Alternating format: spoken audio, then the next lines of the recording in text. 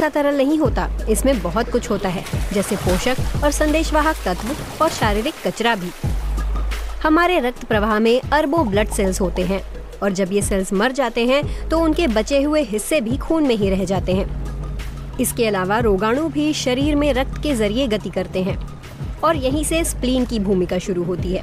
Spleen का काम होता है रक्त की जांच करना, देखना कि रक्त में कौन सी चीज सही है और कौन सी नहीं। स्प्लीन को बाकी अंगों के बीच ढूंढना थोड़ा मुश्किल है।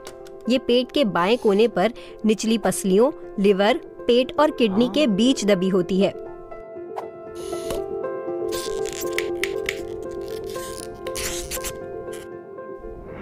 ये सिर्फ 10 सेंटीमीटर या उससे जरा सी बड़ी होती है। स्प्लीन का काम समझने के लिए उसे अंदर से देखना जरूरी है। लाल रंग के ऊतकों वाले हिस्से को रेड पल्प कहा जाता है। यहाँ पुरानी, संक्रमित या मरी हुई लाल रक्त कोशिकाओं को मैक्रोफेज नाम के अन्य सेल्स निगल जाते हैं और अहम तत्व जैसे आयरन रक्त में वापस भेज दिए जाते हैं। बोन मैरो में इनकी मदद से नई लाल रक्त कोशिकाएं बनाई जाती हैं, लेकिन गर्भ के 6ठे महीने तक स्प्लीन भी नए रेड ब्लड सेल्स बनाती है। बाद में ये उन्हें एकत्रित कर जरूरत पड़ने पर ऑक्सीजन ले जाने के लिए इस्तेमाल करती है। व्हाइट पल्प का ऊतक लिम्फ नोड्स के ऊतक जैसा होता है। ये रक्त में रोगाणुओं का पता लगाने और उनसे लड़ने में माहिर होता है।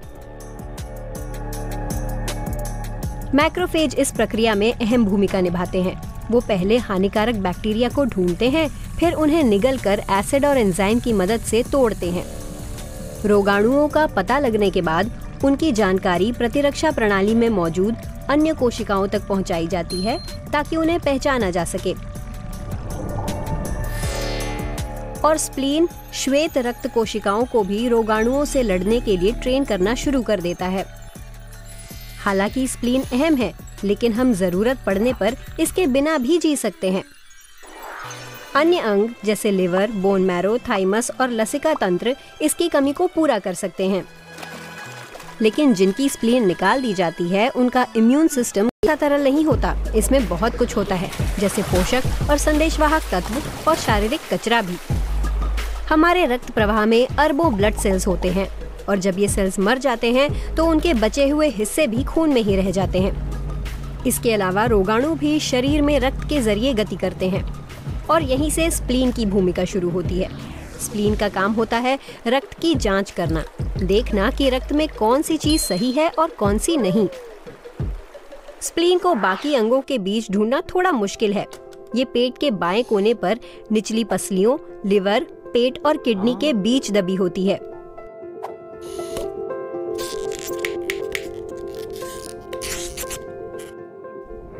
ये सिर्फ 10 सेंटीमीटर या उससे जरा सी बड़ी होती है। स्प्लीन का काम समझने के लिए उसे अंदर से देखना जरूरी है। लाल रंग के ऊतकों वाले हिस्से को रेड पल्प कहा जाता है।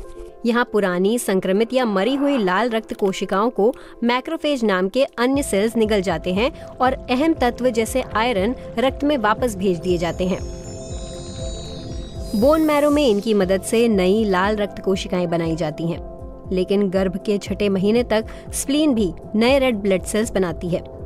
बाद में ये उन्हें एकत्रित कर जरूरत पड़ने पर ऑक्सीजन ले जाने के लिए इस्तेमाल करती है। व्हाइट पल्प का ऊतक लिम्फ नोड्स के ऊतक जैसा होता है। ये रक्त में रोगाणुओं का पता लगाने और उनसे लड़ने में माहिर होता है। मैक्रोफेज इस प्रक्रिया में अहम भूमिका निभाते हैं। वो पहले हानिकारक बैक्टीरिया को ढूंढते हैं, फिर उन्हें निगलकर एसिड और एंजाइम की मदद से तोड़ते हैं। रोगाणुओं का पता लगने के बाद उनकी जानकारी प्रतिरक्षा प्रणाली में मौजूद अन्य कोशिकाओं तक पहुंचाई जाती है ताकि उन्हें पहचाना जा सके।